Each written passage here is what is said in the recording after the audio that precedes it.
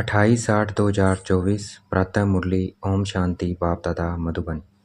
ओम शांति मीठे बाप दादा, मीठे बच्चे। हाँ जी मीठे बाबा, तुम जितना बाप को याद करेंगे उतना आत्मा में लाइट आएगी। ज्ञानवान आत्मा चमकीली बन जाती है, तो याद से लाइट आएगी और ज्ञानवान जो ज्ञानी है वो चमकीली बन जाती है। प्रश्न, माया किन बच्चों को जरा भी तंग नहीं कर सकती है? उत्तर, जो पक्के योगी हैं, जिन्होंने योग बल से अपनी सर्व कर्म इंद्रियों को शीतल बनाया है, जो योग में ही रहने की मेहनत करते हैं, उन्हें माया जरा भी तंग नहीं कर सकती। जब तुम पक्के योगी बन जाएंगे तब लायक बनेंगे। लायक बनने के लिए प्योरिटी फर्स्ट है, लायक बनने के लिए पवित्रता फर्स्ट है। ओम शांति। मीठे मीठे बच्चों को बाप बैठ समझाते हैं, अज्ञान के कारण तुम्हारी आत्मा डल हो गई है। हीरे में चमक होती है ना, पत्थर में चमक नहीं होती है, इसलिए कहा जाता है पत्थर मिश्र डल हो गई है। फिर जागती है तो कहा जाता है जैसे पारसमणि है। अब ज्ञान के कारण आत्मा की ज्योति डिम हो गई है, काली नहीं होती है। नाम यह रखा हुआ है, आत्मा सबकी एक जैसी होती है। शरीरों की बनावट अनेक प्रकार की होती है, आत्मा तो एक ही है। अब तुम समझते हो हम आत्मा हैं, बाप के बच्चे हैं, ये सारा ज्ञान था वह फिर धीरे धीरे निकल गया है। निकलता निकलता आखिर कुछ नहीं रहता है, तो कहेंगे अज्ञान। तुम भी अज्ञानी थे, अब ज्ञान के सागर से ज्ञानी बनते जाते हो। आत्मा तो बहुत सूक्ष्म है, इन आँखों से देखने में नहीं आती है। बाप आकर समझाते हैं, बच्चों को नॉलेजफुल बनाते हैं। तुम सुजाग होते हो, घर घर में सोजरा हो जाता है। अभी घर घर में अंधियारा है, अर्थात आत्मा डिम हो गई है। अब बाप कहते हैं मुझे याद करो तो लाइट आ जाएगी, फिर तुम ज्ञानवान बन जाएंगे। बाप किसकी गलानी नहीं करते हैं, यह तो ड्रामा का राज समझाते हैं। बच्चों को कहा है ना, यह तो सब मूढ़मती हो गए हैं। कौन कहते हैं? बाप। बच्चे, तुम्हारी कितनी सुंदर बुद्धि बनी थी श्रीमत पर, अभी तुम फील करते हो ना, तुम्हें ज्ञान मिला है। ज्ञान को पढ़ाई कहा जाता है। बाप की पढ़ाई से हमारी ज्योति जग गई है। इनको ही सच्ची सच्ची दीपावली कहा जाता है। बाबा पढ़ाते हैं, भगवान आके हमें पढ़ाते हैं, उसे हमारी ज्योत जग जाती है। इसको ही सच्ची सच्ची दिवाली कहते हैं। छोटेपन में मिट्टी के दीपक में तेल डाल ज्योति जगाते थे, वह तो रस्म चलती रहती है, उनसे कोई दीपावली नहीं होती है। यह तो आत्मा जो अंदर है वह डिम हो गई है, उनकी ज्योति आकर बाप जगाते हैं। बच्चों को आकर नॉलेज देते हैं, पढ़ाते हैं। स्कूल में टीचर पढ़ाते हैं ना, वह है हद की नॉलेज, यह है बेहद की नॉलेज। कोई साधु संत भी पढ़ाते हैं क्या? रचयिता और रचना की आधे मध्य अंत की नॉलेज कब सुनी है? कहते बाबा पूछ रहे हैं, कोई साधु संत पढ़ाता है ऐसी नॉलेज? बता रहा है ये सिर्फ कभी सुनी है ऐसी नॉलेज? कभी कोई ने आकर पढ़ाई आदि मध्यांत की नॉलेज? किसी ने नहीं पढ़ाई। जाकर देखो कहाँ यह नॉलेज पढ़ाते हैं। सिर्फ एक बाप ही पढ़ाते हैं, तो उनके पास पढ़ना चाहिए। बाप अनायास ही आ जाते हैं, ढिंढोरा थोड़ी पीटते हैं कि मैं आ रहा हूँ। अनायास ही आकर प्रवेश करते हैं, वह आवाज़ तो कर ही नहीं सकते हैं जब तक उनको ऑर्गन्स न मिले। आत्मा भी ऑर्गन्स बगैर आवाज़ नहीं कर सकती है। शरीर में जब आई है तब आवाज़ करती है। तुम समझाओ तो कोई मानेंगे नहीं। बच्चों को जब यह नॉलेज दी जाती है तब समझते हैं यह नॉलेज एक बाप के सिवाय कोई दे न सके। विनाश का साक्षात्कार भी कोई चाहते थोड़ी हैं, यह बाप ही आकर कराते हैं। ड्रामा अनुसार पुरानी दुनिया अब ख़त्म होनी है, नई दुनिया स्थापन हो रही है। जिनको बाप से नॉलेज लेनी है वह आते रहते हैं। कितनों को ज्ञान दिया होगा, अनगिनत गांव गांव से कितने ढेर आते हैं। यह आत्माओं और परमात्मा का मेला एक ही बार लगता है। यह आत्मा और परमात्मा का मेला 5000 साल में एक ही बार लगता है। संगम युग पर ही आते हैं, बाप आकर नई दुनिया स्थापन करते हैं। जिनकी ज्योति जगाते हैं वह फिर जाकर औरों की ज्योति जगाते हैं। अभी तुम सबको वापस जाना है, इसमें बुद्धि से काम लेना होता है। भक्ति मार्ग में तो अंधियारा ज्ञान देने वाला तो एक बाप चाहिए। वह आते ही संगम पर है। पुरानी दुनिया में ज्ञान मिल न सके। मनुष्य के ख्याल में है अभी तो 40,000 वर्ष पड़े हैं, बिल्कुल ही घोर अंधियारे में है। समझते हैं 40,000 वर्ष बाद भगवान आएगा। कितने घोर अंधियारे में है, भगवान आया और वो भी क्या समझते हैं 40,000 बाद आएगा। जरूर आकर ज्ञान दे सदगति करेंगे तो गोया अज्ञान है ना। इनको अज्ञान अंधियारा कहा जाता है। अज्ञान वालों को ज्ञान चाहिए, भक्ति को ज्ञान नहीं कहा जाता है। आत्मा में ज्ञान है नहीं, परंतु डल बुद्धि होने कारण समझते हैं भक्ति ही ज्ञान है। भक्ति ही ज्ञान समझ लेते हैं डल बुद्धि होने के कारण। एक तरफ कहते हैं ज्ञान सूर्य के आने से सोच रहा होगा, परंतु समझते कुछ नहीं है। गाते हैं ज्ञान सूर्य प्रगटा, ज्ञान अंधेरे विनाश। किसके लिए कहते हैं ज्ञान सूर्य? कब आया है कोई नहीं जानते हैं। पंडित आदि होगा तो कहेंगे जब कलयुग पूरा होगा तब सोच रहा होगा। यह सब बातें बाप आकर समझाते हैं। बच्चे नंबरवार समझते हैं। टीचर बच्चों को पढ़ाते हैं। एक रस तो बच्चे नहीं पढ़ेंगे। पढ़ाई में एक रक्स मार्क्स कभी होती नहीं। तुम जानते हो कि वेद का बाप आया हुआ है। पुरानी दुनिया का विनाश भी सामने खड़ा है। अभी बाप से ज्ञान लेना है और योग भी सीखना है। याद से ही विक्रम विनाश होंगे। बाप कहते हैं इस संगम पर ही आकर इस शरीर का लोन लेता हूँ, अर्थात प्रकृति का आधार लेता हूँ। गीता में भी यह अक्षर है और कोई शास्त्र का नाम बाबा नहीं लेते हैं। एक ही गीता है, यह है ही राजयोग की पढ़ाई। नाम रख दिया है गीता। इसमें पहले पहले लिखा है भगवान वाच। अब भगवान किसको कहा जाता है? भगवान तो है निराकार, उनको अपना शरीर तो है नहीं। वह है निराकारी दुनिया जहाँ आत्माएं रहती है। सूक्ष्म वतन को दुनिया नहीं कहा जाता है, यह है स्थूल साकार दुनिया। वह है आत्माओं की दुनिया।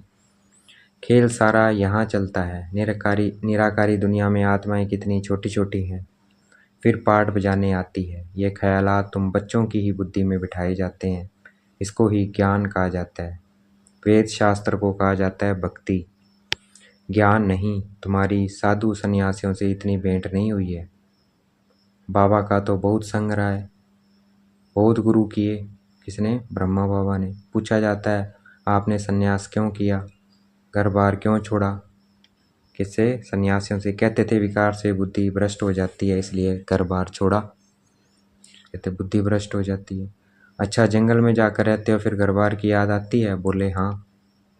बाबा का तो देखा हुआ है, एक सन्यासी तो फिर वापस घर भी गया था। यह भी शास्त्रों में है। मनुष्य वानप्रस्थ अवस्था में तब जाते हैं जब आयु बड़ी हो जाती है। छोटी आयु में तो वानप्रस्थ ले न सके, बड़े हो जाते हैं तो वाणी से परे चले जाते हैं। कुंभ के मेले में बहुत छोटे छोटे नागे लोग आते हैं, दवाई खिलाते हैं जिससे कर्म इंद्रियाँ ठंडी पड़ जाती है। तुम्हारा तो है योग बल से कर्म इंद्रियों को वश में करना। योग बल से वश होते होते आखिर ठंडी हो ही जाएंगी। कई कहते हैं बाबा माया बहुत तंग करती है। वहाँ तो ऐसी बातें होती नहीं। कर्म इंद्रियाँ वश तब होगी जब योग में तुम पक्के होंगे। कर्म इंद्रियाँ शांत हो जाएगी, इसमें बड़ी मेहनत है। वहाँ ऐसे छी काम होते नहीं है। बाप आए हैं ऐसे स्वर्ग धाम में ले जाने, तुमको लायक बना रहे हैं। माया तुमको न लायक बनाती है, अर्थात स्वर्ग व जीवन मुक्ति धाम में चलने लायक नहीं, तो बाप बैठ लायक बनाते हैं। उसके लिए प्योरिटी है फर्स्ट। गाते भी हैं बाबा हम पतित बन पड़े हैं, हमको आकर पावन बनाओ। पावन माना पवित्र। गायन भी है अमृत छोड़े विष काहे को खाए। उनका नाम विष भी है जो आदि मध्यांत दुख देता है। विष क्या है? विकार। यह भी ड्रामा में नूंद है। बाप कितने बार आए हैं, तुम बच्चों से आकर मिले हैं। तुम्हें कनिष्ठ से उत्तम पुरुष बनाया जाता है। आत्मा पवित्र होती है तो आयु भी बड़ी हो जाती है। हेल्थ वेल्थ और हैप्पीनेस सब मिल जाती है। यह भी तुम बोर्ड पर लिख सकते हो, health wealth happiness for 21 generation और 1 सेकेंड। तो कितने? 21 जन्म के लिए मिलती है सिर्फ 1 सेकेंड, यानी कि इस एक जन्म में बाप से यह वर्षा मिलता है 21 जन्मों के लिए। कई बच्चे बोर्ड लगाने से भी डरते हैं। बोर्ड तो सबके घर में रहता ही है। तुम सर्जन के बच्चे हो ना, तुम्हें हेल्थ वेल्थ एंड हैप्पीनेस सब मिलती है, तो तुम फिर औरों को दे सकते हो तो क्यों नहीं बोर्ड पर लिख देते हो। तो मनुष्य आकर समझे कि भारत में आज से 5000 वर्ष पहले हेल्थ वेल्थ थी, पवित्रता भी थी। वेद के बाप का वर्षा 1 सेकंड में तुम्हारे पास बहुत आएंगे। तुम बैठ समझाओ, यही भारत सोने की चिड़िया थी, इन्हों का राज्य था। फिर यह कहाँ गई? 84 जन्म पहले यह लेंगे। यह नंबर 1 है ना, यही फिर लास्ट में आते हैं। बाप कहते हैं अब तुम्हारा 84 का चक्कर पूरा हुआ, फिर शुरू होना है। वेद का बाप ही आकर यह पद प्राप्त कराते हैं। सिर्फ कहते हैं तुम मुझे याद करो तो पावन बन जाएंगे। 84 जन्मों को जान कर बाप से वर्षा लेना है, परंतु पढ़ाई तो चाहिए ना। तुमको कहा जाता है स्वदर्शन चक्रधारी, नया तो कोई समझ न सके। तुम जानते हो सब आत्मा को कहा जाता है। हम आत्मा जो पवित्र थी, शुरू से लेकर 84 का चक्कर लगाया, वह भी बाप बताते हैं। तुमने पहले पहले शिव की भक्ति शुरू की। तुम तो वह बेचारी भक्त थे, बाप के सिवाय कोई समझा न सके। बाप कहते हैं मीठे मीठे बच्चों, तुमने पहले पहले यह जन्म लिया। कोई साहूकार होगा तो कहेंगे ना कि आगे जन्म में इसने ऐसा कर्म किया है। कोई रोगी होगा तो कहेंगे पिछले कर्म का हिसाब किताब है। अच्छा, इन लक्ष्मी नारायण ने कौन से कर्म किए? यह बाप बैठ समझाते हैं। इनके 84 जन्म पूरे हुए, फिर फर्स्ट नंबर में आना है। भगवान संगम युग पर ही आकर राजयोग सिखलाते हैं। अभी तुम समझ रहे हो कि बाबा हमें राजयोग सिखला रहे हैं, फिर भी तुम भूल जाएंगे। कर्म अकर्म और विक्रम की गुह्य गति भी बाप ने समझाई है। रावण राज्य में तुम्हारे कर्म विक्रम हो जाते हैं, वहाँ कर्म अकर्म होते हैं, वहाँ रावण राज्य ही नहीं है। विकार होता नहीं है, वहाँ है ही योग बल। जबकि योग बल से हम विश्व के मालिक बनते हैं, जो जरूर पवित्र दुनिया भी चाहिए। पुरानी दुनिया को अपवित्र, नई दुनिया को पवित्र दुनिया कहा जाता है। वह है वाइसलेस वर्ड, यह है विशेष वर्ड। बाप ही आकर वैशाल्य को शिवालय बनाते हैं। सतयुग है शिवालय। शिव बाबा आकर तुमको सतयुग के लिए लायक बना रहे हैं। लक्ष्मी नारायण के मंदिर में जाकर तुम पूछ सकते हो, आपको मालूम है इन्होंने यह पद कैसे पाया, विश्व के मालिक कैसे बने? बाप कहते हैं तुम नहीं जानते हो, हम जानते हैं। तुम बाप के बच्चे ही कह सकते हो कि हम आपके बता सकते हैं इन्होंने यह पद कैसे पाया। इन्होंने ही पूरे 84 जन्म लिए। फिर पुरुषोत्तम संगम युग पर आकर बाप ने राजयोग सिखलाया और राजाई दी। उससे पहले नंबर 1 पतित थे, फिर नंबर 1 पावन बने। उससे पहले नंबर 1 पतित थे, फिर नंबर 1 पावन बने। सारी राजधानी है ना, तुम्हारे चित्रों में सब क्लियर है। इनको राजयोग किसने सिखलाया? तुम्हारे चित्रों में सब क्लियर है, इन्हों को राजयोग किसने सिखलाया। ये हमारे चित्र बाबा ने बनवाए हैं, उसमें क्लियर है। ऊंच ते ऊंच है ही परमात्मा, देवताएं तो सिखला न सके राजयोग, भगवान ही सिखलाते हैं। जिसको नॉलेजफुल कहा जाता है, बाप टीचर सतगुरु भी कहा जाता है। बाप को टीचर सतगुरु भी कहा जाता है। यह सब बातें वही समझ सकते हैं जिसने शुरू से शिव की भक्ति की होगी। मंदिर बनाने वालों से तुम पूछो, आपने यह मंदिर बनाया है, इन्होंने यह पद कैसे पाया, इन्हों का राज्य कब था, फिर यह कहाँ गए, अब यह कहाँ है? तुम 84 की कहानी बताओ तो बहुत खुश हो जाएंगे। चित्र पॉकेट में पड़ा हो 84 का, तुम किसी को भी समझा सकते हो। शुरू से जिसने शिव की भक्ति की होगी वह सुनते रहेंगे, खुश होते रहेंगे। तुम समझ जाएंगे हमारा कुल का है। दिन प्रतिदिन बाबा बहुत सहज युक्तियाँ बतलाते हैं। तुमको अब समझ मिली है, परमपिता परमात्मा ही सर्व का सदगति दाता है। 21 जन्मों के लिए सतयुगी बादशाही मिल जाती है। 21 जन्मों का वर्षा इस पढ़ाई से ही मिलता है। टॉपिक भी बहुत है। वैशाल्य और शिवालय किसको कहा जाता है? इस टॉपिक पर हम परमपिता परमात्मा की जीवन कहानी बता सकते हैं। लक्ष्मी नारायण के 84 जन्मों की कहानी, यह भी टॉपिक है। विश्व में शांति कैसे थी, फिर अशांति कैसे हुई, अब फिर शांति कैसे स्थापना हो रही है, यह भी टॉपिक है। अच्छा, देखेंगे बाप दादा हमें याद प्यार दे रहे हैं। मीठे मीठे सिगलते बच्चों प्रति माता पिता बाप दादा का याद प्यार और गुड मॉर्निंग। रूहानी बाप की रूहानी बच्चों को नमस्ते। हमें भी याद प्यार देना है। हम रूहानी बच्चों की रूहानी बाप दादा को दिल व जान शिकवा प्रेम से बेहद का याद प्यार और नमस्ते। धारणा के लिए मुख्य सार, अब उत्तम पुरुष बनने के लिए याद के बल से आत्मा को पवित्र बनाना है। उत्तम पुरुष बनने के लिए हमें याद के बल से आत्मा को पवित्र बनाना है। कर्म इंद्रियों से कोई भी विक्रम नहीं करना है। ज्ञानवान बन आत्माओं को सुजाग करने की सेवा करनी है। ज्ञानवान बन आत्माओं को सुजाग करने की सेवा करनी है। आत्मा रूपी ज्योति में ज्ञान योग का घृत डालना है। श्रीमत पर बुद्धि को स्वच्छ बनाना है। देखेंगे बाप दादा ने मस्तक पे हाथ रखा और वरदान दे रहे हैं। पॉइंट स्वरूप में स्थित हो, मन बुद्धि को नेगेटिव के प्रभाव से सेफ रखने वाले विशेष आत्मा भव। बाबा वरदान दे रहे हैं, पॉइंट स्वरूप में स्थित हो, मन बुद्धि को नेगेटिव के प्रभाव से सेफ रखने वाले विशेष आत्मा। जितना नेगेटिव आए तो पॉइंट रूप में स्थित हो जाओ।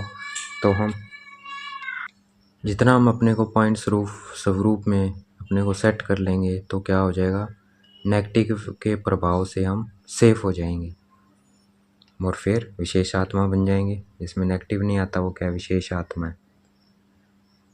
जैसे कोई सीजन होती है तो सीजन से बचने के लिए उसी प्रमाण अटेंशन रखा जाता है। बारिश आएगी तो छाते, रेनकोट आदि का अटेंशन रखेंगे। सर्दी आएगी तो गर्म कपड़े रखेंगे। ऐसे वर्तमान समय मन बुद्धि में नेगेटिव भाव और भावना पैदा करने का विशेष कार्य माया कर रही है। इसलिए विशेष सेफ्टी के साधन अपनाओ। इसका सहज साधन है एक पॉइंट स्वरूप में स्थित होना। आश्चर्य और क्वेश्चन मार्क के बजाय बिंदु लगाना, अर्थात विशेष आत्मा बनना। सहज साधन क्या है, एक पॉइंट स्वरूप में स्थित होना और आश्चर्य और क्वेश्चन मार्क के बजाय बिंदु लगाना, अर्थात विशेष आत्मा बनना। आज का स्लोगन है, आज्ञाकारी वह है जो हर संकल्प बोल और कर्म में जी हजूर करता है। आज्ञाकारी कौन है? आज्ञाकारी वो है जो हर संकल्प बोल और कर्म में जी हजूर करता है, बाबा की कही हुई बात पे चलता है। अच्छा, ओम शांति। शुक्रिया मेरे बाबा, शुक्रिया।